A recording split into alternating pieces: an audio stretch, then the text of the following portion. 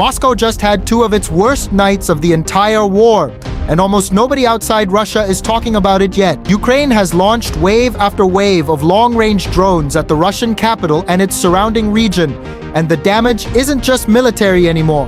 It's hitting the exact places ordinary Russians shop, work, and depend on every single day.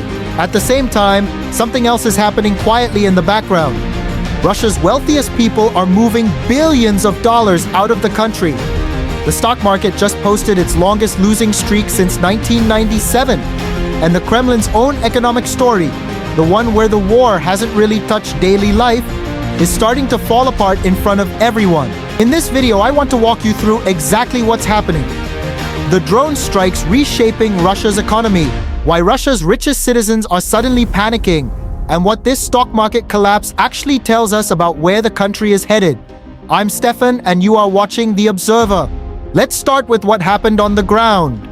On the night of July 18th, Ukrainian drones struck two massive warehouses belonging to Wildberries, Russia's largest online retailer, essentially their version of Amazon, in the Moscow and Tambov regions.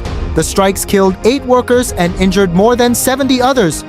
Just days later, Ukraine hit Wildberries facilities again, this time in southern Russia, in Krasnodar and Stavropol. Then a third wave. In the span of about a week, Wildberries alone has had 4 separate logistics hubs hit, and this isn't small damage. Analysts inside Russia are estimating the cost of just the first strike at up to 100 billion rubles, over $1 billion. Restoring the southern warehouses alone could cost close to $500 million more. Smoke from these fires has reportedly been visible from space. Now you might be wondering, why is Ukraine targeting an online shopping company? This is where it gets interesting. Ukraine's president has publicly accused Wildberries of storing sanctioned components used in Russian drone production and military navigation systems. Wildberries denies any confirmed link to the defense ministry, but Ukraine clearly sees these warehouses as part of the war machine, not just a retail company. And on top of that, in the same wave of strikes, Ukraine also hit an oil depot near Moscow, forcing the evacuation of a maternity hospital nearby. So this is no longer just a frontline war.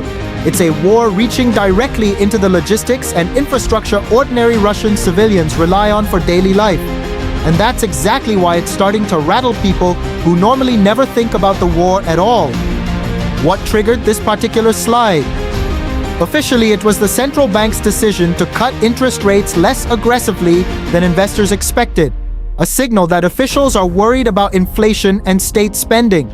But underneath that one decision are much deeper cracks: falling oil prices, a stronger ruble squeezing exporters' profits, and, tying right back to what we just covered, fuel shortages caused directly by Ukrainian strikes on Russian refineries. So here's the bigger picture.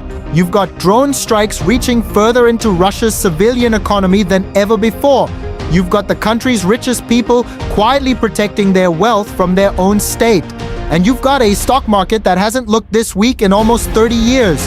None of these are separate stories. They're the same story seen from 3 different angles. A war economy that is running out of room to hide its costs. Whether the Kremlin can patch this over with more crackdowns and more state spending, or whether this pressure keeps building until it becomes something the Kremlin can't manage. That's the question worth watching closely over the next few months. If you want to stay ahead of how this story develops, subscribe, and I'll keep breaking it down as it happens.